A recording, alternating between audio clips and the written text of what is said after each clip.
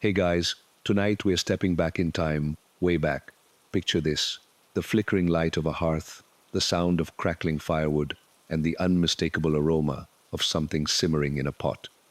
You're in a medieval kitchen, and it's probably not as glamorous as you'd imagine. No stainless steel appliances, no fancy gadgets. Just a simple stone oven, a handful of utensils, and some very basic tools. But somehow, these humble kitchens served up hearty meals that nourished entire communities. Now, before you get comfortable, take a moment to like the video and subscribe, but only if you genuinely enjoy what I do here. I'd love to hear where you're tuning in from and what time it is in your neck of the woods. Drop a comment and let me know. Now, dim the lights, maybe turn on a fan for that soft background hum, and let's ease into tonight's journey together. As you step into the kitchen, you'll find yourself surrounded by warmth, not just from the fire, but from the rustic simplicity that defines medieval cooking. Back then, kitchens weren't anything like the sleek, modern spaces we have today. The hearth was the heart of the home, literally. It was the place where everything happened, from roasting meats to baking bread. The air was thick with the smells of stew bubbling on the stove and fresh bread rising in the oven. In these kitchens, you'd find just a few essential tools: a large pot for stews, a wooden board for chopping, and maybe a mortar and pestle to grind herbs and spices. Nothing fancy. And yet, with these few humble items, medieval cooks were able to create meals that could feed a family for days. You might find it hard to believe, but their approach to cooking was remarkably efficient, and surprisingly, we still use many of these same methods today. But let's not get ahead of ourselves. We'll dive deeper into the secrets of their bread making, their preservation techniques, and their reliance on the fire to cook. But for now, let's just savor this simple, warm moment in the medieval kitchen. Now that we've taken a peek into the heart of the medieval kitchen, let's focus on something that was truly at the center of every meal: bread. Imagine yourself waking up in the morning, the smell of freshly baked bread filling the air, warming you from the inside out. It might sound like a modern luxury, but in medieval times, bread wasn't just food, it was life. Bread was the staple, the foundation of every meal, and without it, a meal simply wasn't complete. But what's fascinating is how medieval bakers crafted this humble loaf without the modern-day ovens and advanced tools we take for granted. Instead, they relied on the ancient art of baking that has surprisingly stayed with us today. The first thing that'll probably surprise you is that medieval bread was nothing like the white, soft loaves we're used to. Oh no, medieval bread was much denser, much heartier. And depending on where you were, it could be made from a variety of grains: rye, barley, oats, or the occasional wheat. But wheat was rare and expensive, reserved for the wealthy. The common folk? They were baking with barley, oats, and rye, which created a rougher, coarser texture. Imagine the labor involved. The grains weren't pre-ground in big factories like they are now. Medieval bakers had to grind their grains by hand, often using a large stone mill. And that process was no easy feat. It took hours of effort just to get enough flour for a small batch of bread. Once the flour was ground, it was mixed with water, salt, and yeast to create dough. But the yeast wasn't the store-bought kind we use today. It was a wild yeast that had to be carefully cultivated and kept alive in the kitchen, like a precious secret. After mixing, the dough would be kneaded by hand. No fancy mixers here, just elbow grease and some good old-fashioned muscle. The kneading was crucial because it helped the dough develop the right texture and structure. Once the dough was kneaded into shape, it was left to rise. And this was where things got interesting. Instead of modern electric ovens, medieval bakers would bake their bread in large, brick-built wood-fired ovens. These ovens were heated by burning wood, and it could take hours to get the perfect temperature. But here's where the magic happens. The baking process in those stone ovens created a crust that was thick, golden, and satisfying. That's one of the things medieval bread was known for: the amazing crust. Today, we might think of bread as a simple side to a meal, but in the medieval era, the bread itself was the highlight. You could find different types of bread, each one tailored to specific occasions. On feast days, for example, you'd find richer, lighter loaves, sometimes even flavored with herbs or spices. These were reserved for the wealthy and the church, where bread was used in religious ceremonies, symbolizing the body of Christ. For the poor, though, bread was more basic, thick, hearty, and meant to fill up a family for days on end. Often, it wasn't even sliced. They'd break off chunks of the loaf to eat with their stews, soups, and cheeses. Bread was also used in unusual ways. Leftover bread was sometimes crumbled into soups or even used as a thickener for sauces. Waste not, want not, right? Now, while bread might have been the king of the medieval kitchen, it wasn't just about baking. Oh no, there was another secret, something even more extraordinary. Medieval people didn't have refrigerators. You've probably heard of the famous medieval feasts, with large roasts of meat, vegetables, and pies. But how did they keep these foods from going bad? That's where some clever medieval preservation techniques come into play. Let's take a little detour and talk about how food was preserved. Without refrigeration, preservation was critical, especially when winter was coming. They didn't just throw things in a cold, dry place like we do today. No, medieval preservation techniques were a bit more creative. Salt, for example, was absolutely essential. Salt wasn't just for flavor, it was a preservative. They'd cure meats and fish with salt, keeping them edible for months. And then there was the drying process. Herbs, fruits, and meats were hung up to dry, either in the sun or over the fire. These drying techniques helped preserve food, but they also intensified flavors, adding a depth to dishes that you simply can't replicate in modern cooking. In fact, the techniques for preserving fruits, like drying apples and pears, are still used in some cultures today. But one of the coolest techniques medieval cooks used was fermenting. Think about the process of making beer or wine, or even sauerkraut. That was happening in medieval kitchens all the time. The fermentation process wasn't just about creating drinks or pickled foods, it also helped preserve vegetables and dairy. Fermented foods, like cheeses, were common in medieval Europe, and they played a crucial role in providing nutrition during the long winter months when fresh food was scarce. Historians still argue whether medieval food preservation was as advanced as the modern methods we have today, but there's no denying that medieval people had a real mastery over their food. They knew how to make it last, how to make it taste amazing, and how to make it with very little. Their techniques laid the foundation for much of what we know today in the culinary world. Imagine living in a time when you had to rely on what you could grow, gather, and preserve. It might seem tough to us today, but for medieval people it was just part of life. They knew how to make do with what they had, and in a way, we still do this today, though perhaps not as drastically when we rely on traditional techniques like fermenting, curing, and drying. In the next section, we'll dive into another fascinating part of medieval cooking, how the humble spice rack played a huge role in the medieval kitchen. Spices weren't just for flavor, they were luxury items, and their use told us a lot about the medieval world's trade routes, economics, and even health practices. You'll be surprised at how some of the spices they used are still with us today in some unexpected places. So, sit back, relax, and let's continue our journey through medieval cooking history. It's a tale of creativity, resilience, and a bit of magic. And trust me, by the end of this journey, you'll see your kitchen in a whole new light. Now, let's move from the warmth of the bread ovens to the heart of medieval cooking, the fire itself. Picture this, a crackling hearth, flames licking at the firewood, and the intense heat radiating from the flames. The fire was the ultimate tool in the medieval kitchen, and cooking over it was both an art and a science. Yet, it was nothing like the controlled, regulated heat of our modern gas stoves. Medieval cooks had to work with raw, unpredictable flames, and they did so with incredible ingenuity. When you think of medieval cooking, the first thing that likely comes to mind is the image of a large open hearth. These massive stone fireplaces were the central feature of every medieval kitchen. They were used for everything from roasting meats to boiling stews. But what's truly fascinating is how the cooks managed to work with fire in such an intimate way, without any of the modern tools we rely on today. The hearth was an open fire, which meant the heat was not uniform or constant. This made cooking a tricky business. Medieval cooks had to constantly adjust the cooking method depending on the size and intensity of the flame. They would often use a spit, essentially a long metal rod, to roast meats over the fire. But here's the catch. These spits weren't powered by electric motors or gas. No, the cook had to manually turn the spit every so often, sometimes for hours. This constant movement was necessary to ensure that the meat cooked evenly, a task that was both laborious and time-consuming. Imagine standing by the fire, watching the meat slowly rotate while the aroma of roasting fills the air. But even more surprising is how medieval cooks could regulate the heat without any thermometers or temperature dials.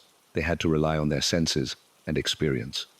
For example, the fire could be adjusted by shifting the embers or placing the pot higher or lower in the flame. A cooking pot would be placed directly into the flames for a boil, or suspended from a chain to let it hang over the fire for a gentler heat. Cooking with fire required a great deal of intuition. If you got it wrong, you might burn the food or worse, not cook it enough. The cooking process itself was far more hands-on than it is today. Medieval chefs had to understand the science behind the heat and how it affected the food they were preparing. They could often judge the heat of the fire just by the color of the coals or by the way the food sizzled. When they wanted to cook something slowly, they would lower the food closer to the coals or use a covered pot to trap the heat. When they needed a high, intense heat for browning or searing, they would move the food closer to the flames. And let's not forget the importance of the wood itself. The type of wood used could influence the flavor of the food. Oak, ash, and beech were common woods used in medieval kitchens, each imparting a slightly different flavor to the dishes. The quality of the firewood and how it was prepared could make or break a meal. It's something modern chefs may take for granted, but back then the right wood could mean the difference between a mediocre dish and a culinary masterpiece. But while the hearth was the centerpiece of medieval cooking, there was also another fascinating method that medieval cooks used, one that involved not just fire, but heat retained from it. This method was used for baking, and it's one that will make you realize just how resourceful medieval cooks truly were. You've probably heard of a wood-fired oven, but the medieval baker's oven was a thing of true ingenuity. They didn't just bake bread in these ovens, they baked everything, from pies to pastries. The oven was built with thick walls made of stone, designed to retain the heat long after the fire had been extinguished. Once the fire burned down to embers, the oven was swept clean, and the bread dough would be placed inside to bake. This method of indirect heat made for a perfectly crispy crust and tender interior, a method of baking that is still used in modern artisan bread making. Medieval ovens were a bit like the original slow cookers. They had to be carefully monitored, not just in terms of the heat, but also in terms of timing. Medieval bakers had a saying, "If you can't feel the heat, you can't bake the bread." The feel of the oven, the intensity of the heat, and the amount of time each loaf spent inside were all part of the delicate process. Bakers would even use a piece of dough as a tester, placing it inside the oven before the actual bread to check the temperature. If it browned too quickly, they knew the oven was too hot. If it didn't brown at all, it wasn't hot enough. While we may have advanced to electric ovens with temperature dials and timers, medieval cooks were masters of their craft. They didn't rely on machines, they relied on their senses, their experience, and their understanding of how fire worked. Cooking with fire was an art form, one that required patience, precision, and a little bit of magic. And despite the challenges, the results were often spectacular. And here's the thing, modern chefs often look back at medieval cooking methods with awe, realizing that many of the techniques used back then are still in use today. Wood-fired ovens are making a comeback in artisanal bakeries, and cooking over open flames is seeing a resurgence in restaurants that focus on ancient techniques.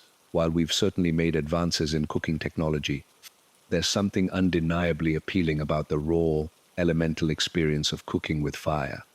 So, let's take a moment to appreciate how these medieval cooks mastered the art of fire. Their methods weren't just about cooking food, they were about connecting with something elemental.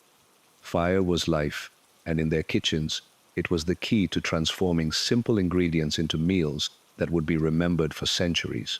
Now that we've learned how fire was the medieval cook's trusty companion, let's move on to something equally fascinating, how they preserved their food. It's hard to imagine, but before the days of refrigerators, medieval people had to get creative to keep their food from spoiling. Preserving food wasn't just a luxury, it was a necessity. And some of these ancient preservation techniques are still in use today. It's pretty remarkable when you think about it. Let's start with salt. Salt was incredibly valuable in medieval times, so valuable, in fact, that it was often referred to as white gold. This wasn't just because it made food taste better. Salt was essential for preservation. In fact, before refrigeration, salt was the primary way to preserve meat and fish. people would pack their food in salt, which drew out the moisture and prevented bacteria from growing. This method worked so well that it allowed medieval people to store meat for months at a time. Imagine this. After a successful hunt or a fishing expedition, the catch would be salted and left to cure. The salt would penetrate deep into the meat, locking out moisture and keeping bacteria at bay. This preserved the food, making it available long after the hunting season was over. But salt wasn't just used for preservation, it was also a valuable commodity for trade. The ability to preserve food with salt gave rise to important trade routes.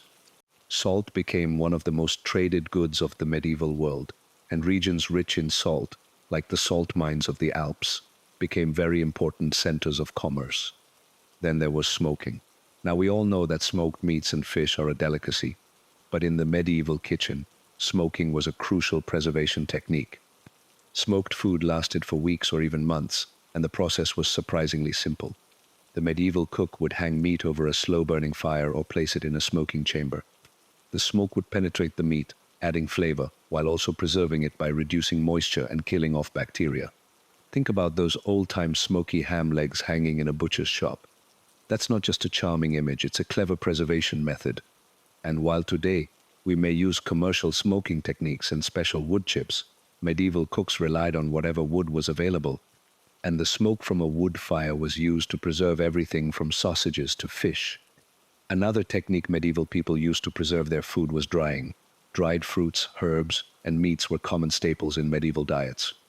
For example, drying fruits like apples, pears, and plums was an effective way to store food during the long winter months when fresh fruit wasn't available. But it wasn't just fruit. They dried herbs to ensure they had flavor and medicinal properties throughout the year. And meats? Well, they were often dried too. Think about the concept of jerky, but in a medieval sense, where the meat was sliced thin, salted, and left to dry, either in the sun or in a dry room, protected from pests. The drying process wasn't just limited to fruits and meats. Grains like oats and barley were often dried after harvesting to prevent spoilage. These dried grains could be stored for months, ready to be used in bread or porridge. They didn't have the luxury of running to the store when they ran out of flour. Every harvest was carefully preserved to make it through the next season. But perhaps the most fascinating aspect of medieval food preservation was fermentation. The fermentation process was used to preserve a wide variety of foods, including dairy, vegetables, and even beverages. Fermented foods, like cheese, sauerkraut, and pickles, played an important role in the medieval diet. Not only did they help preserve food, but they also provided valuable nutrition during the cold winter months when fresh produce was scarce. Fermentation also gave rise to some of the most popular medieval drinks, ale and mead. Ale was a staple of medieval life, and it was brewed using grains like barley and wheat.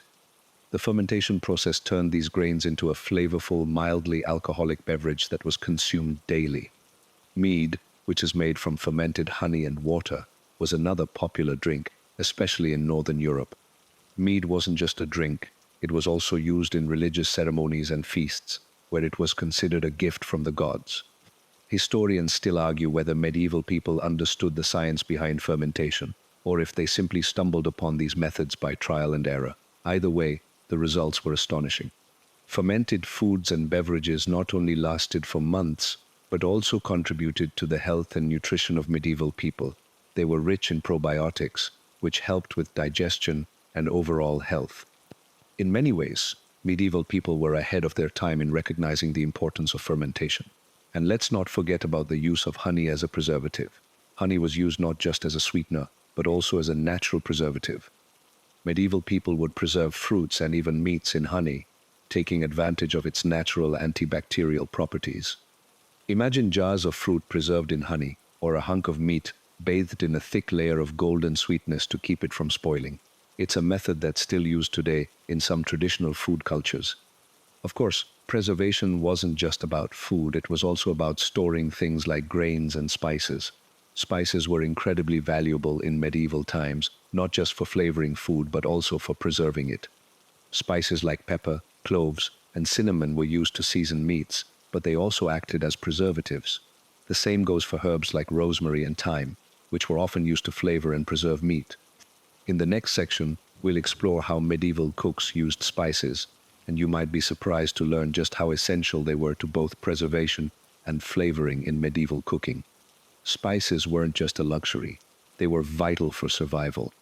But for now, let's appreciate how these medieval preservation techniques have not only lasted for centuries, but also how some of them continue to influence the way we preserve food today. Now, let's dive into something that might make your taste buds tingle: medieval spices and herbs. It's hard to imagine medieval kitchens without the fragrant aroma of dried herbs hanging in bundles from the ceiling, or the heady scent of exotic spices being ground in mortars. Spices weren't just about flavor back then, they were a key part of medieval life, used for everything from preserving food to warding off disease. In fact, the medieval spice trade helped shape the course of history. But don't be fooled, spices were expensive, rare, and often considered a luxury reserved for the rich. Let's set the scene. You're in a bustling medieval market, and the air is thick with the scent of herbs and spices. Stallholders display piles of dried rosemary, thyme, and lavender, while other vendors offer exotic spices like cinnamon, cloves, and black pepper. For the average person, the smell of pepper was almost as elusive as gold. Its price made it a luxury reserved for the wealthy, and using it sparingly was common practice. But for the rich, spices were a symbol of status and sophistication. Spices played a critical role in medieval cooking, not just for seasoning, but for preserving food, masking spoilage, and even as medicinal remedies. One of the most prized spices of the medieval period was pepper, which came from India and was transported through complex trade routes that spanned across Europe, the Middle East, and Asia. It was so valuable that it was sometimes used as currency. Peppercorns were often exchanged for land or other goods, and they were a crucial part of European trade in the medieval period. But pepper wasn't just about luxury, it was also essential for preserving meats and making them more palatable. The strong, pungent flavor of pepper helped mask the taste of preserved foods, especially meats that had been salted or dried. And it wasn't just pepper. Cloves, cinnamon, and ginger were also used to enhance flavor and preserve food, especially for the nobility who could afford such luxuries. For the common folk, herbs like rosemary, thyme, and sage were more accessible and used in everyday cooking. These herbs were also used for medicinal purposes, treating everything from stomachaches to sore throats. Historians still debate how the use of spices evolved in medieval cooking. Some argue that spices were primarily used to enhance flavor and demonstrate wealth, while others believe they had more practical uses, such as masking the flavor of spoiled food or acting as preservatives. Whatever the reason, one thing is clear: spices were incredibly important in medieval kitchens. In fact, many of the same spices that were used in medieval cooking are still used today in modern cuisine. Let's take a moment to talk about one of the most influential herbs of the medieval kitchen: rosemary. Rosemary was prized not just for its flavor, but for its health benefits. It was believed to improve memory, stimulate digestion, and even ward off evil spirits. Medieval cooks often used rosemary to season meats and soups, but it was also used in medicinal concoctions to treat everything from headaches to poor circulation. Rosemary was so revered that it was often included in wedding ceremonies as a symbol of remembrance and fidelity. But rosemary wasn't the only herb with medicinal properties. Thyme, sage, and lavender were also commonly used in medieval kitchens, not just to flavor food but also to treat ailments. Thyme was believed to have antiseptic properties, and sage was used to treat everything from sore throats to digestive issues. Lavender, with its calming scent, was often used in herbal teas and oils to promote relaxation and alleviate stress. It's amazing to think that many of these herbs, which were used centuries ago, are still utilized in modern herbal medicine today. One of the most surprising things about medieval spices and herbs is how much they influenced the development of global trade. The spice trade was one of the driving forces behind the Age of Exploration, as European merchants sought direct routes to the spice-rich islands of the East Indies. This quest for spices led to the discovery of new lands and the establishment of powerful trade empires, like the Portuguese and Dutch East India companies. It's hard to overstate the impact spices had on the course of world history, as they fueled exploration, colonization, and the global economy. But it wasn't just exotic spices like pepper and cloves that were important in medieval cooking.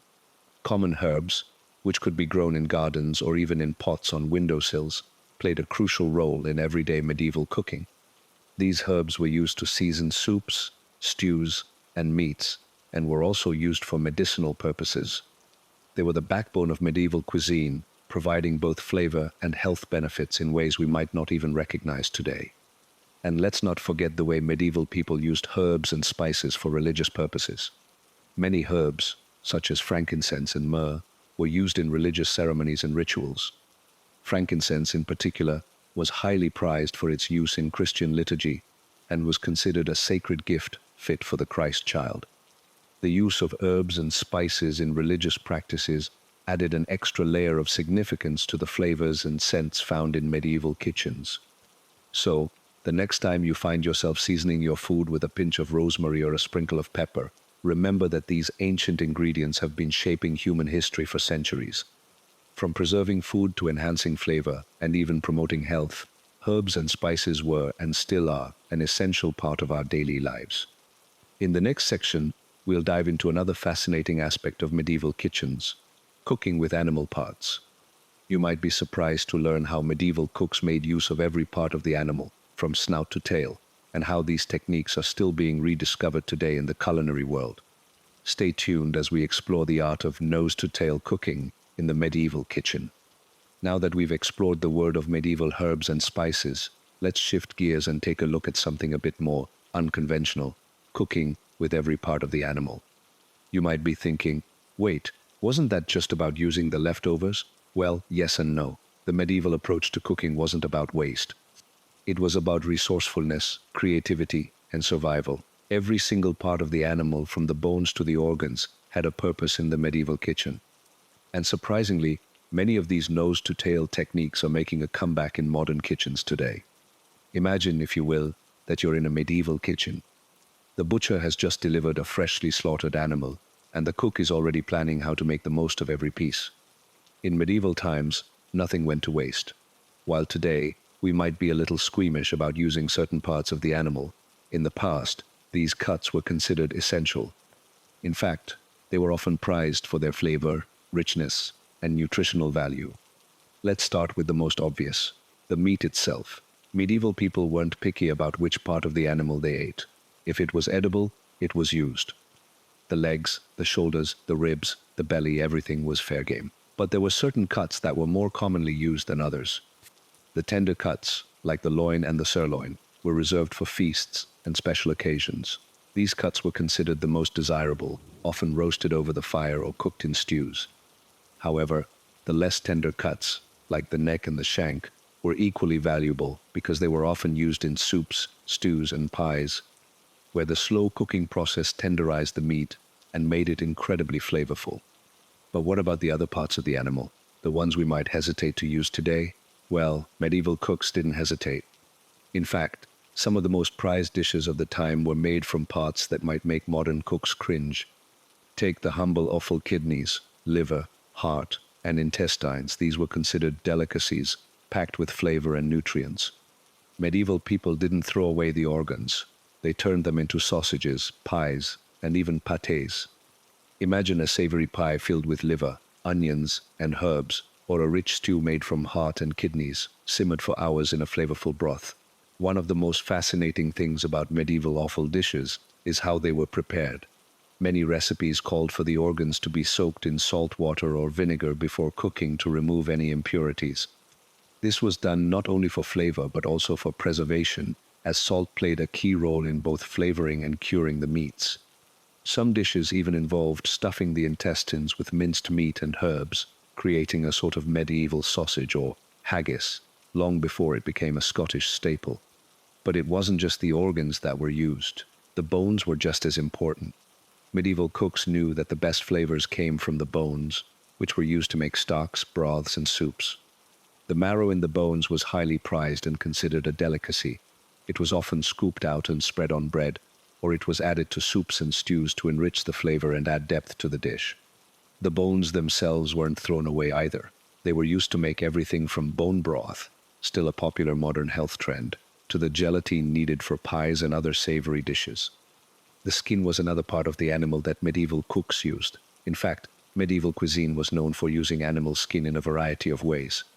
For example, pig skin was often used to make crackling, a popular snack or side dish that's still enjoyed today in many cultures. The skin was roasted until it became crispy and golden brown, adding a satisfying crunch to meals.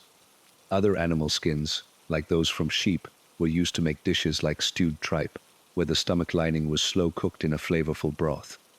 And here's where it gets really interesting. Medieval cooks didn't just eat the animal parts, they also used them in the preparation of other foods.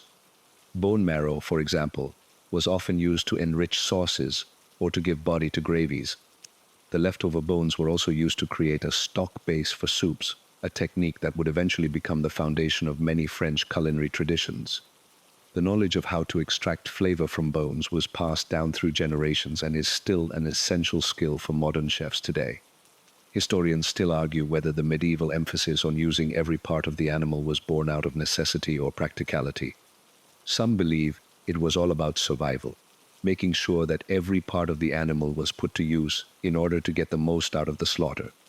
Others argue that medieval people had a deep respect for animals and believed that it was their responsibility to use the whole creature in a sustainable way. Regardless of the reasoning, one thing is clear. Medieval cooks were masters of resourcefulness. They understood that by using every part of the animal, they could create a wide variety of flavors and textures, turning what would be considered waste into valuable ingredients. Today, many of these medieval cooking techniques are seeing a resurgence in modern kitchens, particularly in the nose-to-tail movement. Chefs around the world are rediscovering the richness and complexity of offal, bones, and skin, and they're learning to appreciate the flavors that come from these once overlooked cuts. Modern chefs are using bone marrow to create luxurious dishes like marrow butter, or incorporating offal into gourmet dishes like foie gras or sweetbreads. The use of animal parts has gone from being a necessity to being a trend, one that's rooted in both tradition and sustainability. So, the next time you find yourself at a butcher's counter, take a moment to appreciate the less glamorous cuts. The heart, liver, and kidneys might not seem like the most appetizing options, but they're filled with rich flavors that are worth exploring. In fact, by embracing these cuts, we're connecting with a culinary tradition that has been around for centuries. We're learning to value the whole animal, just as medieval cooks did long before us. In the next section, we'll explore another aspect of medieval kitchens, the role of alcohol. Ale, mead, and wine played an essential role in both cooking and daily life during the medieval period. They were not just drinks, they were also used in cooking, for medicinal purposes, and even in religious ceremonies. Stay with me as we uncover how these medieval brews shaped the way people ate and lived. Let's now turn our attention to something that was just as important as food in the medieval kitchen: beverages. We've all heard of the classic medieval banquet with wine, ale, and mead flowing freely, but what was the role of these drinks in everyday medieval life? How did they influence cooking and the culture of the time? And more importantly, how did these ancient brews continue to shape our drinking culture today? Let's dive into the fascinating world of medieval drinks. In the medieval period, ale was the drink of choice for just about everyone. It wasn't just reserved for special occasions or the wealthy elite, it was consumed daily, often with every meal. But here's the kicker. Medieval ale wasn't quite the same as the beer we drink today. In fact, it was much weaker and had a lower alcohol content. Still, it played an essential role in hydration, especially in a time when clean, drinkable water was hard to come by. The process of brewing ale was relatively simple, using grains like barley or wheat, water, and yeast. The yeast would ferment the sugars in the grain, creating alcohol in the process. But what really set medieval ale apart was its flavor profile. It was often flavored with herbs and spices like ginger, cinnamon, and juniper berries, making it taste more like a warm, spiced cider than a traditional beer. The brewing of ale in medieval times was often done at home. In fact, most households would brew their own ale, and it was common to find small breweries operating in towns. These home-brewed ales were sometimes referred to as small beer due to their lower alcohol content. They were considered a staple in the medieval diet, especially for children and the elderly, as it was often safer to drink than water. The fermentation process helped kill off harmful bacteria, making it a safer option for hydration. But what about the stronger brews? Enter mead, the drink of the gods, or at least the drink of the medieval elite. Mead is an ancient alcoholic beverage made from fermented honey, water, and sometimes fruits or spices. Unlike ale, which was brewed from grains, mead had a distinctive sweetness from the honey, giving it a very different flavor. Mead was often reserved for special occasions, weddings, feasts, and religious ceremonies. It was also sometimes associated with magical or divine properties, thought to bring good health and even immortality. The ancient Anglo-Saxons, for example, revered mead as a gift from the gods, and it often appeared in their sagas and legends. For the medieval nobility, mead was often used in toasts during feasts, shared in goblets and chalices made of precious metals. It was considered a drink of luxury, something to celebrate with, after a long day of hunting or feasting. And while mead might have been a rare and expensive indulgence, ale was still the everyday drink. In fact, during the medieval period, ale was used in cooking just as much as it was consumed as a drink. It was often used as a base for sauces, marinades, and even stews, adding depth of flavor to the dish. In some cases, ale would be poured directly into the cooking pot, simmered down to create a rich, hearty sauce for meats or vegetables. It also played a part in tenderizing meats, as the acidity in ale helped break down proteins and make tougher cuts more palatable. But let's not forget about wine. While ale and mead were more common in Northern Europe, wine had its place, especially in the southern regions like Italy, Spain, and France. Wine was often used for religious ceremonies, as it symbolized the blood of Christ in Christian rituals. But in everyday life, wine was also used as a drink, especially among the wealthier classes. However, medieval wine was not the refined, delicate drink we know today.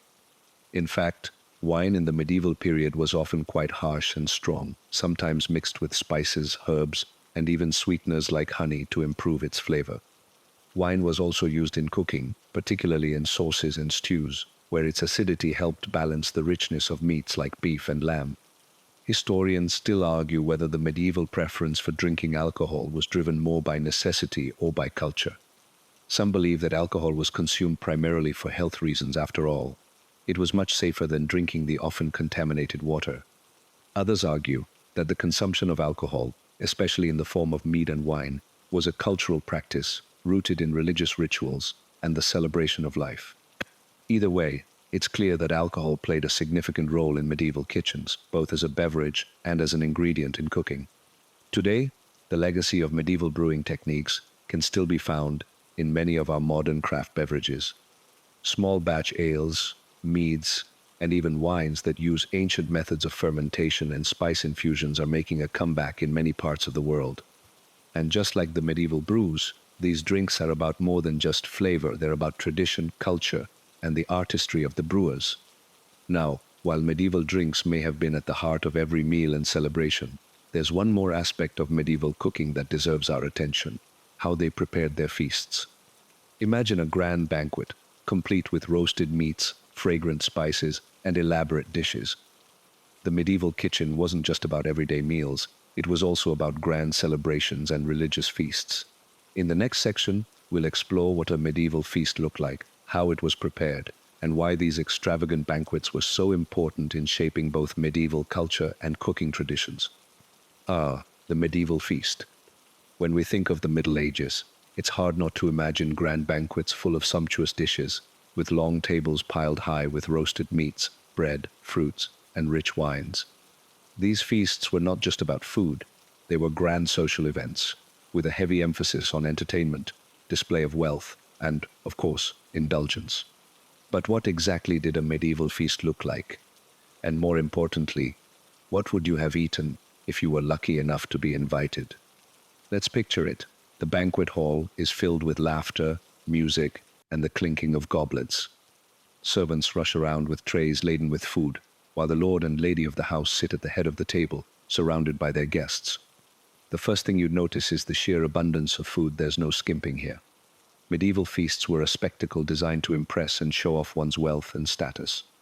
If you were a peasant, feasts like this were out of reach, but for the wealthy, it was an opportunity to showcase their riches. One of the most notable features of a medieval feast was the centerpiece, the roasted meat. Imagine large cuts of beef, whole pigs, venison, and even game birds like pheasant or swan, all slow roasted over an open fire. The meat would be seasoned with a variety of herbs and spices, which was a sign of wealth in itself. While the peasants might have had their fair share of stew and bread, the nobility dined on delicacies that were reserved for the rich and powerful. A traditional medieval feast might begin with a parade of roasted meats, accompanied by pies and pastries filled with meats or fruits. A favorite dish among the wealthy was a subtlety, which wasn't subtle at all. These were extravagant, often elaborate creations that could be made of meat, fish, or even sugar. Picture a pie in the shape of a bird, or an intricate sugar sculpture in the shape of a castle. These were not just for eating, they were pieces of art, showcasing the skill of the cooks and the wealth of the host. And then there were the sauces. Oh, the sauces. Medieval cooks were known for their rich and complex sauces, often made from wine, vinegar, spices, and sometimes even fruit. They would pour these sauces over meats to add flavor and depth. Sauces like these were often used to mask the gamey taste of wild meats, which could be quite strong if not cooked correctly. Medieval sauces were thickened with breadcrumbs, egg yolks, or even ground almonds, creating a velvety texture that coated the tongue and added a luxurious finish to each dish. For the more delicate dishes, you might encounter fish. Fish was considered a delicacy in the Middle Ages, especially in regions near water. It was often served with rich sauces, or preserved in salt and served cold. In fact, fish was so prized in medieval times that it often made an appearance in religious feasts, where it was considered a more holy food than meat, which was seen as indulgent. Fish pies, often filled with cod or herring, were also popular, and these dishes would be served alongside fresh vegetables and fruits. Speaking of fruits, medieval feasts were also known for their wide variety of fruits, many of which were imported from distant lands. Grapes, apples, pears, and plums were common, but exotic fruits like pomegranates, figs, and dates were prized by the wealthy. These fruits were often served as part of a dessert course or used in the creation of fruit-based sauces for meats. Imagine a plate piled high with fresh fruits, glistening under the candlelight, or a sweet fruit compote served with a dollop of cream or honey. Then there was the bread. Medieval bread was not the soft, fluffy loaves we're used to today. Instead, it was dense and hearty, made from rye, barley, or wheat. Bread was served at every meal, and it was often used to scoop up sauces or stews. But at a feast, the bread might take on a different form, elaborate loaves shaped like animals or intricate designs. Bread was a symbol of sustenance, and no medieval feast would be complete without it. But it wasn't just about the food. Feasts were social occasions, and the meals were as much about entertainment and display as they were about nourishment. Musicians would play lutes or flutes to accompany the banquet, while jesters or performers might entertain the guests with songs, plays, or even acrobatic feats. For the nobility, these feasts were a chance to display their wealth and power to the wider community. The food was a way to flaunt that wealth after all. Not everyone could afford to serve such lavish spreads. What's even more intriguing is the role that religion played in medieval feasts. Many feasts were held in conjunction with religious holidays or celebrations, and as such, they were often seen as acts of piety. For example, the Feast of Fools, which occurred around New Year's Day, was a feast where social roles were temporarily reversed. Lords and ladies would serve their peasants, and food would be given out freely to all. This feast had deep religious undertones, and it was a way to give thanks for the bounty provided by God. But while these grand feasts might have been reserved for the elite, the common folk had their own form of celebration. A simpler meal, yes, but still one of community and abundance. For peasants, a feast might mean a communal gathering where they shared bread, stews, and ale. In some cases, these feasts were held to celebrate harvests or the birth of a child. The food was simple, but it was shared with love and joy, a tradition that can still be seen today in many cultures. As the feast goes on, you might notice that the pace is slow. Meals in medieval times were not rushed affairs. Each course was served with great ceremony, allowing for ample time to eat, drink, and converse. The entire experience was one of indulgence, but also of reflection. The food was a way of connecting with others, with God, and with the earth that provided it. Meals were an opportunity to savor the moment, to celebrate life's blessings, and to bond with friends and family. And, much like the medieval feasts of the past, modern-day feasts, whether they're holiday gatherings or celebrations of life's milestones, still carry some of that same spirit of indulgence and joy. While we might no longer be roasting whole pigs over an open flame, we're still gathering around tables, sharing food, and creating memories. So, next time you're at a feast, whether grand or simple, take a moment to appreciate the centuries of culinary tradition that have led up to that meal. In the next section, we'll take a closer look at the importance of salt and sugar in medieval kitchens. These two simple ingredients were more than just seasoning, they were symbols of wealth, trade, and even survival. Stay tuned to see how these staples played a vital role in shaping medieval cooking and how they continue to impact our kitchens today. Now, let's talk about two ingredients that were as valuable as gold in the medieval kitchen: salt and sugar. We often take these humble staples for granted today, but back then, they were essential to life, both in cooking and in survival. Salt, in particular, was so prized that it was used as currency and became a symbol of wealth and power. Sugar, on the other hand, was a rare luxury, something that only the wealthiest could afford. Let's dive into the fascinating history of these ingredients and explore their roles in the medieval kitchen. First, let's start with salt. As we've seen before, salt was a crucial part of food preservation. It was used to cure meats, fish, and even vegetables, helping to keep food from spoiling in a time when refrigeration didn't exist. But salt wasn't just about preservation, it was also about flavor. Medieval cooks used salt to season everything from meats to bread, making it one of the most important ingredients in the kitchen.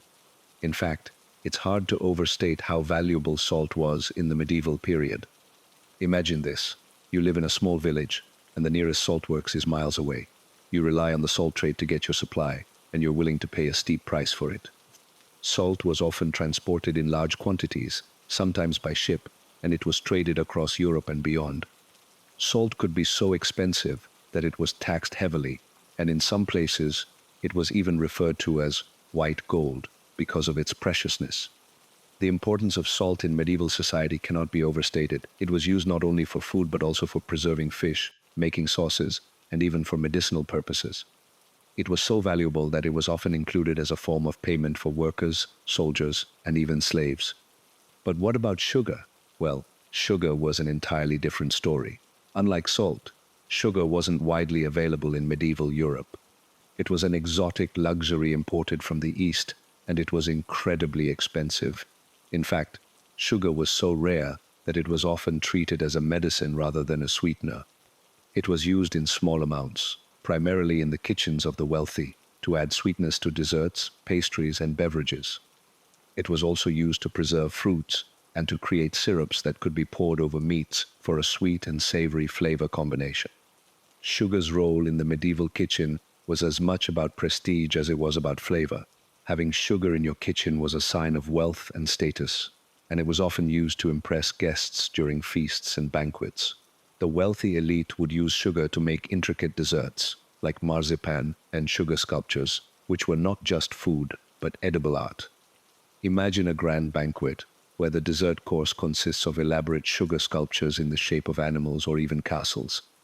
These sugar creations were the medieval equivalent of a modern-day Michelin star dessert, an extravagant, luxurious treat reserved for the richest of the rich. While sugar was used sparingly in medieval Europe, it became more widespread as trade routes expanded and sugar production improved. By the end of the medieval period, sugar had become more accessible, though it remained a luxury until the 16th century, when sugar plantations were established in the Caribbean. This made sugar more affordable and allowed it to spread across Europe, changing the culinary landscape forever. But let's not forget that salt was just as important in the kitchens of the poor as it was in the palaces of kings.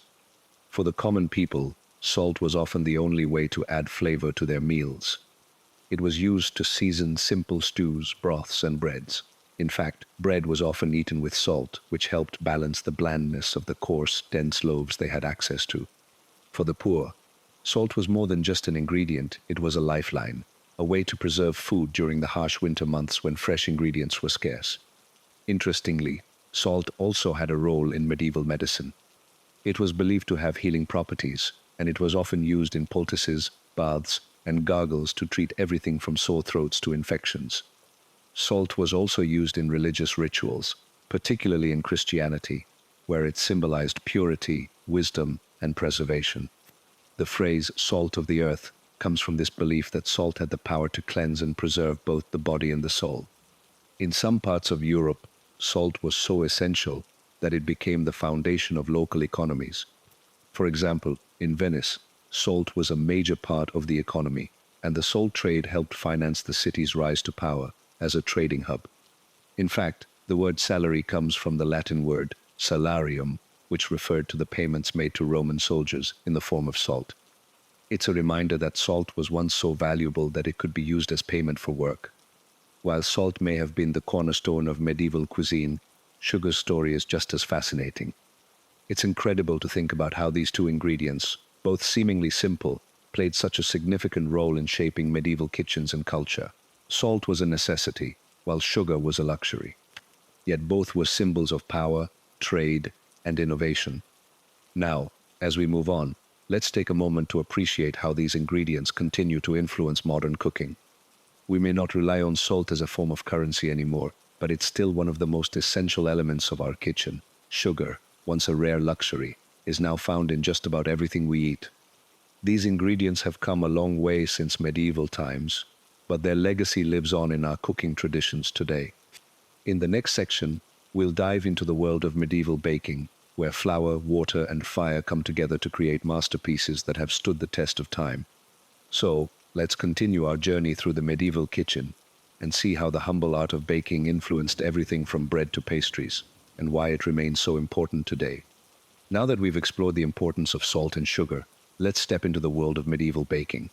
Today we think of ovens as the heart of our kitchens, an indispensable tool we take for granted. But in the medieval kitchen, things were far more rudimentary. There were no electric ovens with precise temperatures or fancy settings. Instead, bakers had to rely on fire, stone, and intuition. But somehow, with these simple tools, they managed to create some of the most beloved and enduring foods: bread, pastries, pies, and more. Imagine it's a chilly morning in a medieval village. The air is thick with the scent of fresh bread baking in the oven. But instead of a modern appliance, the oven you're picturing is a huge stone structure, often built right into the wall of the kitchen. This was the medieval oven, and it was about as far from today's sleek, temperature-controlled appliances as you could get. These ovens were wood-fired, meaning the heat came from burning wood inside the oven's stone walls. It was a slow process first. The baker would stoke the fire to heat the oven, then let the embers die down before using the residual heat to bake the bread. The temperature could be unpredictable, and there was no way to adjust it once the fire had died down. So, the baker had to rely on experience, knowing exactly when the oven was at the right temperature for baking. The method of baking was deceptively simple. The dough, often made from coarse grains like barley or rye, would be carefully prepared, kneaded by hand, and left to rise. Then, it would be placed directly on the oven's hot stones or in a large cast-iron pot set inside the oven. But the real trick came in the timing. Medieval bakers didn't have timers or thermometers to help them out. They had to judge the bread's readiness by the smell of the oven and the sound it made when tapped. It took years of experience to get it just right. But here's the thing that might surprise you. Medieval bakers were doing more than just making bread. They were also baking elaborate pastries, pies, and tarts that required just as much care and precision. A medieval pie wasn't the simple dessert we think of today. It was often savory, filled with meats like venison, mutton, or even fish. Pastries were a luxury reserved for the rich, and they were often crafted with great care, sometimes decorated with intricate designs or filled with spices and dried fruits. But it wasn't just the wealthy who baked. Even in the humblest medieval kitchens, people were baking breads and pies to feed their families. Of course, the idea of baking something as delicate as pastries or pies would be intimidating if we had to rely on the unpredictable medieval ovens. But the art of baking in those days was not about precise measurements or perfect temperatures. It was about intuition, experience, and an understanding of the materials at hand. The stone ovens used by medieval bakers provided an even, radiant heat, which made them perfect for baking bread. However, medieval ovens also had a slight disadvantage: they weren't very efficient. The heat would dissipate quickly, and once the embers had burned down, the oven would become too cool to bake anything more. So, bakers had to work fast, baking as much as they could while the oven was still hot. Perhaps one of the most fascinating aspects of medieval baking was the communal nature of it. In many villages, the oven was shared by all the local households. Each family would bring their dough to the communal oven, and the baker would bake the bread for the whole village. This wasn't just a convenience, it was also a way to ensure that no one went hungry. In some areas, the communal oven was so important that it became a symbol of community and cooperation. The shared space for baking helped foster a sense of unity among the people. Despite the challenges of medieval baking, the results were incredibly rewarding. The bread, with its thick, chewy crust and dense crumb, was a far cry from the soft, airy loaves we're used to today. Medieval bread was hearty and filling, often eaten with stews, soups, or roasted meats. It was the center of every meal, and it was a symbol of survival. In fact, bread was so important that it became an integral part of medieval religious life. The church in particular played a role in the baking process, with priests overseeing the baking of communion wafers and bread for religious ceremonies. These wafers, made from unleavened dough, were an important part of the Mass, and their preparation required strict adherence to ritual. While medieval baking techniques were far from perfect by today's standards, they were an essential part of life in the Middle Ages. The communal ovens, the reliance on intuition and experience, and the hearty breads and pastries they produced all helped sustain communities. And believe it or not, these ancient baking traditions are still influencing us today. Wood-fired pizza ovens, for example, are a direct descendant of the medieval hearths used for baking bread. The idea of cooking with live fire and stone is still revered in modern cooking, especially in artisan bakeries and pizza parlors around the world. There's something about the combination of fire, stone, and dough that just can't be replicated by a modern electric oven. In the next section, we'll explore the fascinating world of medieval pastry making, where bakers used their skills to create pies and tarts filled with meat, fruit, and even exotic spices.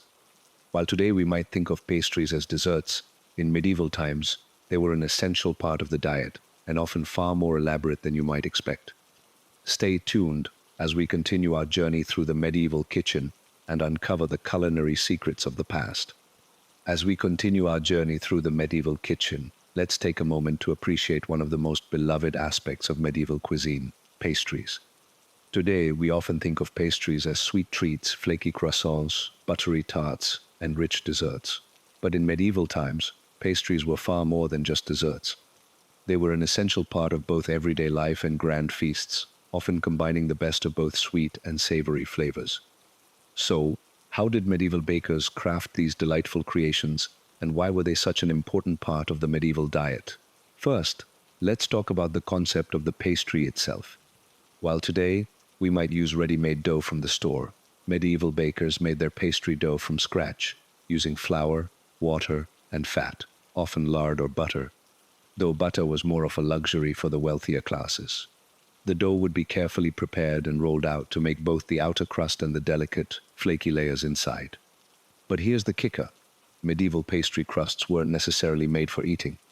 They were often thick and hard, meant to serve as a vessel for the filling inside rather than a light, tender crust like we're used to today. These crusts were designed to hold in the flavors of the filling and act as a container that could be easily transported. So, what would these medieval pastries be filled with? The answer, pretty much anything you could think of. Savory pastries were often filled with meats like pork, lamb, beef, or game, along with herbs and spices to enhance the flavor. These savory pies were a great way to preserve meats, as they were encased in the thick pastry crust, which helped keep them fresh for longer. One of the most popular medieval savory pies was the flesh pie, a hearty dish filled with minced meat, often combined with onions, eggs, and a variety of herbs. The pie crust was both the cooking vessel and the serving dish, making it an all-in-one meal that could be enjoyed on the go. And then, there were the sweet pastries. Oh, how the wealthy loved their sweet treats. Medieval sweet pastries were often made with dried fruits like figs, dates, and raisins, and spiced with exotic ingredients like cinnamon, cloves, and nutmeg. Sugar, as we know, was a rare and expensive commodity in medieval Europe, but it was used in small quantities to sweeten pastries for the rich. Some of the most extravagant pastries were filled with honey, nuts, and dried fruit, creating a rich, indulgent dessert fit for a king. But even the sweet pastries had a practical side. For example, sugar was sometimes used to preserve fruits, and pies filled with these fruits were a popular way to preserve the harvest during the colder months. But it wasn't just fruit and honey that filled medieval pastries. Bakers were known to use exotic spices in their sweet creations. Spices like saffron, cinnamon, and ginger were used not just for flavor but for preserving the pastry itself. These spices, along with the addition of sugar, were often the main appeal of sweet medieval pastries, which were more about indulgence than simple sustenance. If you were lucky enough to be invited to a noble banquet, you might be treated to one of these luxurious pastries, perhaps a sweet pastry filled with almond paste, or a savory one with minced lamb and dried apricots. Historians still debate the exact role of pastries in medieval feasts. Some argue that they were an essential part of the meal, providing a tasty way to showcase the wealth and creativity of the cook. Others believe that they were used to mask the flavor of less than fresh ingredients, or that they were a way to stretch out expensive ingredients like meat. One thing is for sure, pastries were far more than just a side dish. They were the centerpiece of medieval culinary art, and their preparation required skill, patience, and creativity. Interestingly, some medieval pastries have evolved into dishes that are still with us today. The humble pie, for example, has its roots in medieval pastry making. Pastries like meat pies, fruit pies, and even tarts can trace their origins back to the Middle Ages. The classic British meat pie, filled with minced meat and gravy, can be seen as a direct descendant of the medieval flesh pies, and many of the spices used in medieval pastries, such as cinnamon, nutmeg, and cloves, remain staples in modern baking, showing just how enduring medieval baking traditions truly are. But medieval pastries weren't just for the rich. While the wealthiest households might have enjoyed elaborate, multi-layered creations filled with exotic spices and fruits, the common folk had their own, simpler versions. For example, bread dough was often used as the base for simple fruit-filled pies, which could be made with whatever fruits were in season. These pies were baked in a simple hearth oven and enjoyed by families as a way to celebrate the harvest or mark special occasions. Pastries like these were far more accessible to the everyday person, and they became a vital part of the medieval diet. And let's not forget the role of pastries in medieval celebrations. Feasts were not just about food, they were also about display and celebration. In some cases, entire tables were covered in sweet and savory pastries, and they were used as centerpieces for the feast. These elaborate pastries were often the grand finale of a meal, leaving guests in awe of the chef's skill and creativity. The wealthiest households would compete to outdo each other with their pastry creations, often commissioning intricate pies, tarts, and other sweet treats that could only be made by the most skilled bakers. As we move forward in our exploration of medieval kitchens, remember that these pastries were more than just delicious treats. They were symbols of wealth, status, and creativity. The art of baking medieval pastries was one of the most complex and beloved skills of the time, and it continues to influence the way we bake today. In the next section, we'll take a look at the role of alcohol in medieval cooking. Ale, mead, and wine weren't just for drinking, they were also integral to the cooking process, adding richness and depth to medieval dishes. Stay tuned as we uncover how these ancient brews shaped the flavors of the medieval kitchen and continue to influence modern cuisine today. We've seen how bread, pies, and pastries were the stars of the medieval kitchen, but what about the tool that made it all possible? In today's world, a modern oven is an essential kitchen appliance, sleek and easy to control. However, in the Middle Ages, bakers relied on far more rudimentary and much more unpredictable means to bake their creations, the medieval oven. And it wasn't just about making a loaf of bread. These ovens were essential for a wide variety of medieval cooking, from roasting meats to baking elaborate pastries. In fact, it was the heart of the medieval kitchen, both literally and figuratively.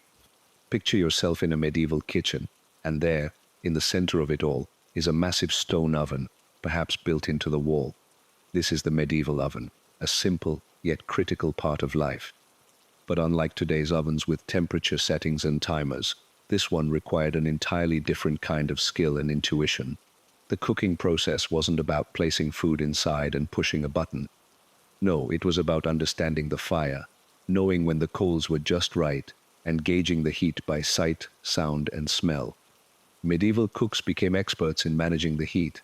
sometimes using a mixture of direct flame and indirect heat from the stone walls. Unlike today's automatic ovens, medieval ovens required a lot of attention. To heat the oven, the cook would need to start a fire sometimes hours in advance. The fire was stoked to get the oven nice and hot, and once it was sufficiently heated, the embers would be spread across the oven floor. The next step, letting the embers die down until the oven was at the perfect temperature for baking. But here's the catch. Unlike modern ovens, which have precise controls, medieval cooks had to rely on their instincts. The heat would dissipate quickly, and if the cook wasn't paying attention, they could easily end up with burnt food or undercooked bread. It's no wonder that these ovens were the domain of the most experienced cooks. But these ovens weren't just used for baking bread. They were also used for roasting meats, baking pies, and even making stews. The versatility of the medieval oven was remarkable, and it's easy to see why it was such a crucial part of the medieval kitchen. When it came to roasting meats, a medieval cook would use a spit, a long metal rod on which they'd skewer whole animals like pigs, chickens, or lambs. These roasts would be slowly turned over the fire, cooking evenly as the fat rendered and the meat became perfectly tender.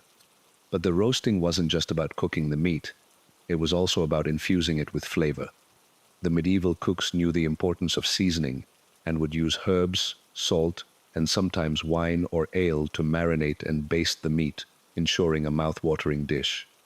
And speaking of ale, it's worth noting that it was a staple in medieval kitchens, not just for drinking, but for cooking too. Imagine a hearty stew or a savory pie, where ale or wine was used not just as a drink to enjoy with the meal, but as a key ingredient in the dish itself. Medieval cooks would use ale to add depth and richness to their dishes. Ale also worked its magic when it came to roasting meats. It was common to baste roasts with ale, which not only kept the meat moist but also added a distinctive flavor. Wine, too, played a role in both cooking and flavoring dishes, adding acidity and complexity to the flavors of the meat or vegetables. But let's not forget the art of baking pastry in these stone ovens. Medieval bakers weren't just concerned with bread. They created all kinds of delicious pastries, often filled with savory ingredients like meats, cheese, or vegetables, and sweetened with fruits, honey, and exotic spices. Imagine savory pies filled with minced lamb, sweet pastries with dried figs or dates, and pies so elaborate that they were more like works of art than food. To bake such intricate creations, medieval bakers had to know exactly how to work with the stone oven. Pastry dough was often tricky, and the wrong heat could ruin a delicate crust. But with a little practice, medieval bakers would achieve the perfect balance of crispy golden crusts with tender, flavorful fillings. While the medieval oven wasn't as convenient as the appliances we have today, it was central to the daily life of both cooks and bakers. The knowledge of how to use fire, manage heat, and understand the subtle art of roasting and baking was passed down through generations. These ovens were used not just for everyday meals, but for grand feasts, religious ceremonies, and special occasions. They were the heart of the home, the place where the family would gather and share meals together. In modern times, we may not have to rely on stone ovens or fire to cook our meals, but we owe a debt of gratitude to the medieval cooks who perfected the art of baking. Their creativity, resourcefulness, and understanding of fire laid the foundation for the cooking techniques we use today. Whether it's a wood-fired pizza oven or a slow-roasted meat dish, the medieval oven's legacy lives on. Now, as we look at our own kitchens today, it's easy to take for granted how far we've come. But imagine stepping back in time and using those simple stone ovens, feeling the heat of the fire and the satisfaction of cooking a hearty meal from scratch. It's a humbling reminder that, in the end, cooking is about more than just the food. It's about the tools, the technique, and the passion of the cook. In the next section, we'll turn our focus to another fascinating aspect of medieval cooking, the role of salt and sugar. While these two ingredients seem simple by today's standards, they were once highly prized and considered symbols of wealth. How did salt and sugar impact medieval kitchens and society? Stay tuned as we explore the surprising significance of these common ingredients. As we move through the medieval kitchen, we've seen how medieval cooks relied on their skills with fire, flour, and simple tools to create the foods that sustained their communities. But what happens when this humble craft evolves into something more sophisticated? Enter the professional cook. The rise of the professional cook in the medieval period marks a fascinating transformation where once the kitchen was the domain of home cooks, now skilled artisans began to emerge, and cooking became a profession. In the early medieval period, cooking was mostly done within the household.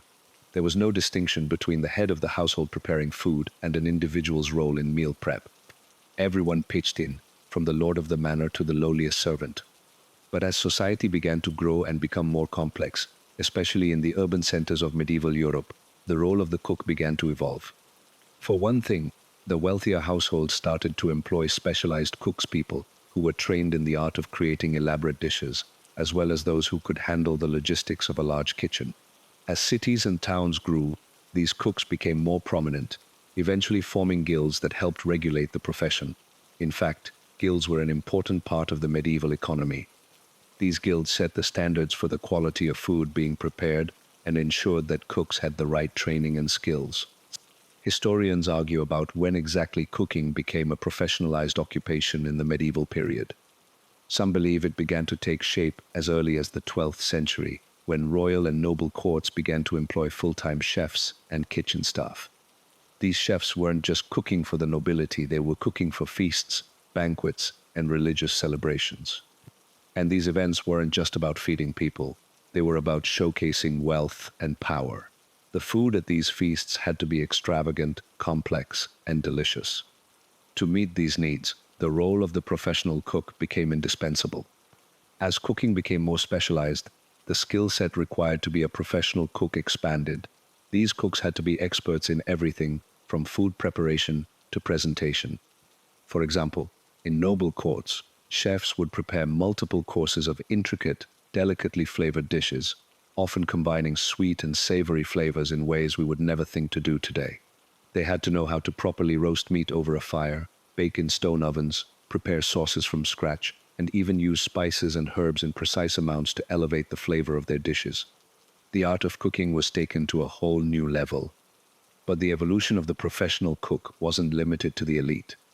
As more towns and cities developed, cooks also began to work in public kitchens, bakeries, and inns, providing meals for the growing middle class. Public kitchens became popular meeting spots for travelers, merchants, and townspeople alike. Inns and taverns started offering prepared meals, and the demand for cooks increased. Interestingly, medieval cooks weren't just concerned with the physical preparation of food. They were also responsible for the overall experience of the meal. In a royal court, it wasn't uncommon for a cook to work with other specialists, such as the master of the household, to plan out the course sequence of a grand feast. These meals often included specific courses designed to showcase the host's wealth, such as rich meats, exotic fruits, pastries, and spiced beverages like wine or ale. Presentation became just as important as taste. Banquets were often held in the grandest halls, where the food would be artfully arranged on tables, sometimes surrounded by garnishes or placed in ornamental serving dishes. Professional cooks also had to master the art of food preservation. They had to know how to cure meats, preserve vegetables, and prepare stocks and sauces that would last for several days. Food preservation techniques were often passed down through these professional cooks and were crucial for feeding the nobility, particularly during long journeys, winter months, or times of war. As cooking became more professionalized, it also became more codified. Cooks were required to master a wide range of recipes and techniques that were passed down through generations. These recipes were often written down in cookbooks, which were relatively rare but highly prized. The first medieval cookbooks began to appear in the 14th and 15th centuries, and they were used as instructional texts by aspiring professional cooks. One of the most famous early cookbooks is The Form of Cury, a 14th century English cookbook that contained hundreds of recipes from the royal court. The recipes in this book reflect the elaborate and rich nature of royal medieval cooking, offering dishes with a mixture of meats, grains, and spices. The rise of the professional cook was not without its challenges. Cooks were often bound by strict rules and hierarchies in the kitchens they worked in. For example, in a royal kitchen, the head chef was the master of the kitchen, and beneath him, there were many different types of cooks with specific roles. Some cooks were tasked with baking bread, others with preparing sauces, and others with roasting meats.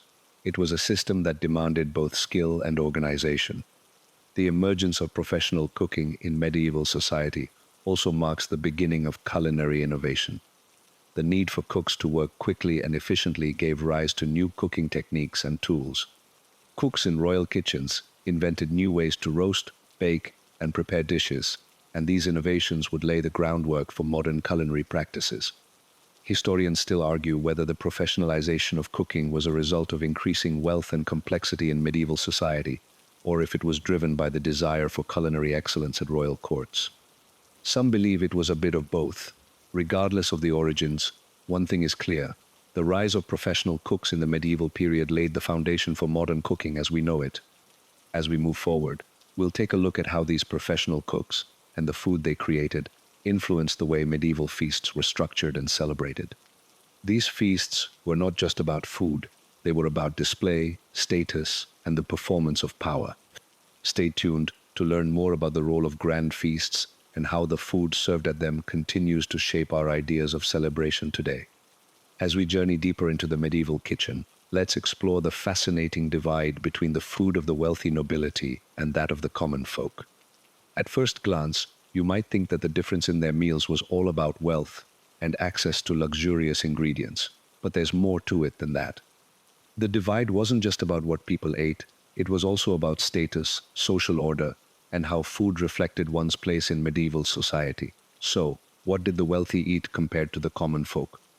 And how did these meals differ in preparation, flavor, and significance? Let's start with the nobles, who were the trendsetters in medieval cuisine. For the upper class, eating was not just about sustenance, it was a way to demonstrate power, wealth, and refinement.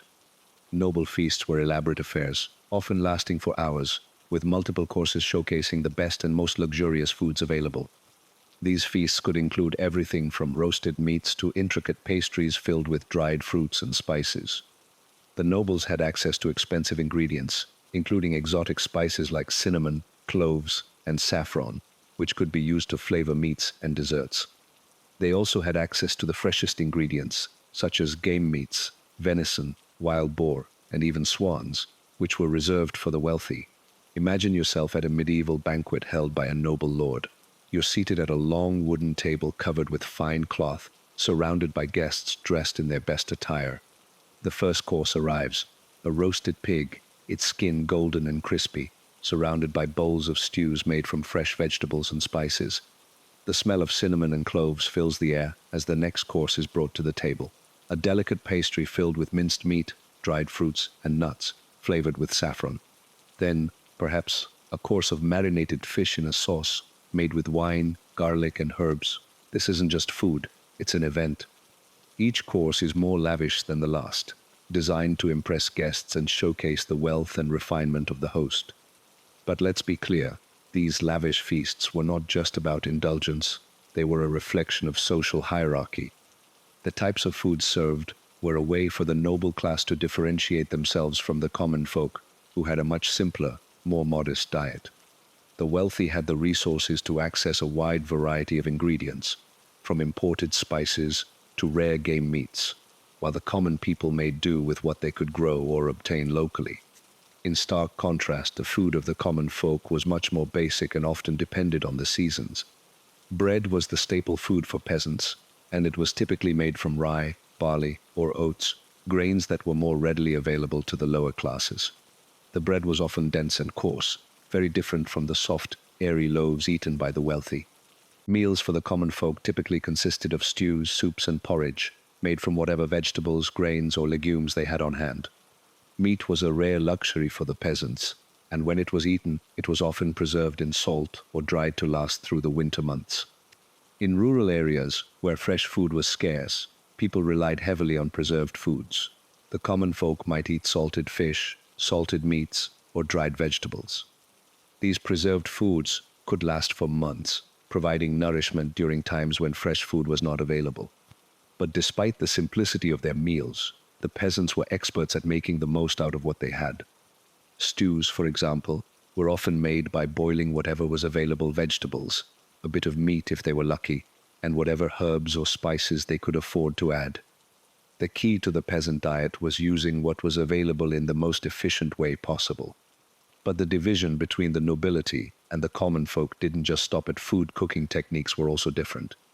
While the nobility had the luxury of professional cooks, specialized kitchens, and ornate table settings, the common folk had to make do with what they could.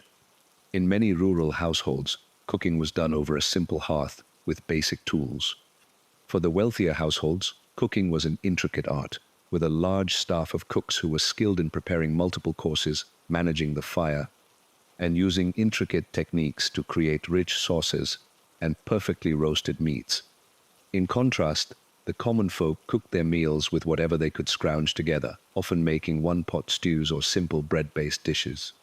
And then there's the social aspect of eating. For the wealthy, eating was a communal event, but it was also an act of display.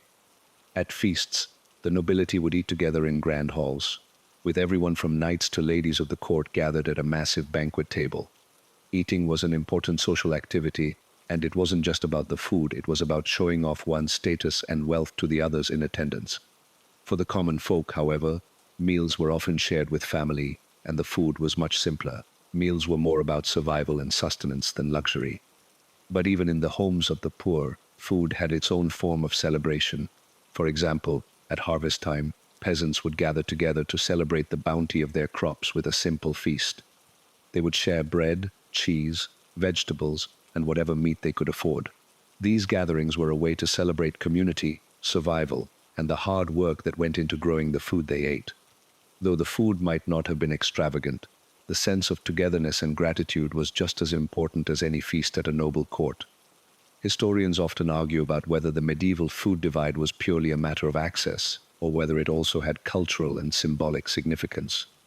Was the food of the nobility simply a reflection of their wealth, or did it serve a deeper purpose in creating a visible and rigid divide between the social classes? Some scholars believe that food in the medieval period was deeply tied to the social hierarchy, with the wealthy using extravagant feasts to solidify their power, while the common folk used simpler foods to reflect their humble but essential role in society. In the next section, we'll continue to explore how medieval food culture influenced the way people ate and how food became a symbol of power, wealth, and social status. We'll take a look at the role of food in medieval religion and how meals and feasts were often used to mark important religious events. Stay with me as we uncover the spiritual and cultural significance of food in the medieval world. We've spent time exploring how food defined medieval life, but now let's focus on the tools of the trade, the medieval ovens. These simple stone-built ovens were the backbone of the medieval kitchen, and yet they were far from the convenient, temperature-controlled appliances we have today. Imagine, if you will, a medieval village or a grand castle, where the oven isn't just used to bake bread, but also to roast meats, make stews, and cook all kinds of delicious and hearty meals.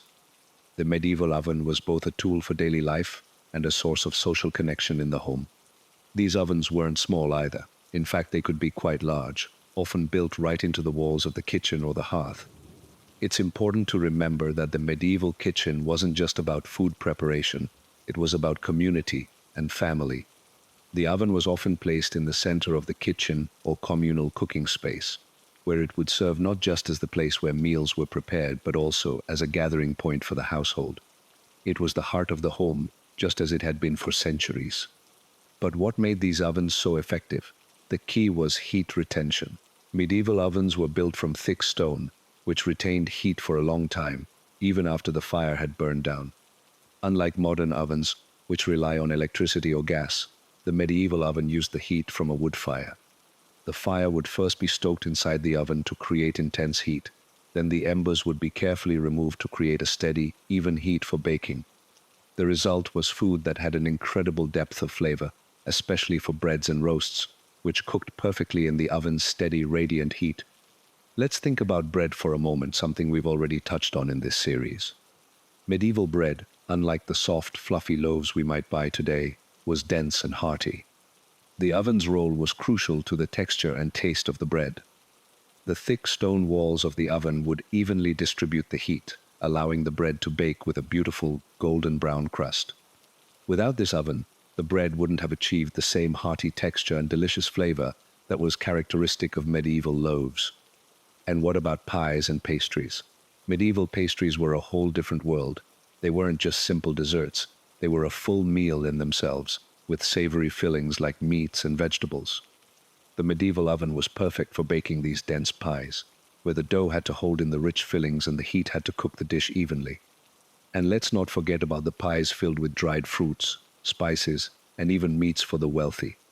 The oven's heat made it possible to achieve the golden, flaky crusts that became the hallmark of medieval pastries. Medieval cooks also used the oven to roast meats.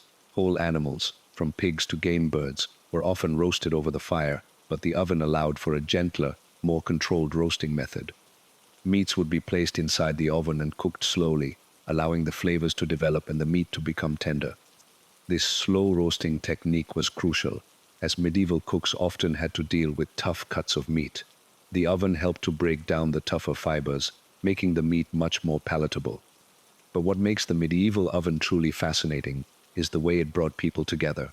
The communal aspect of cooking over a fire or in an oven wasn't just about food, it was about the experience of sharing a meal.